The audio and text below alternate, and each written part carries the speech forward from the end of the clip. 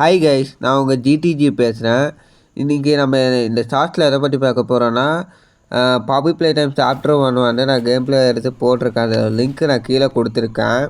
நீங்கள் வேணால் போய் பார்த்துக்கலாம். அப்புறம் இந்த கேமில் உண்மையிலே கொஞ்சம் பயங்கரமாக தான் இருந்துச்சு. கொஞ்சம் காமெடியாக தான் பேசியிருப்பேன்.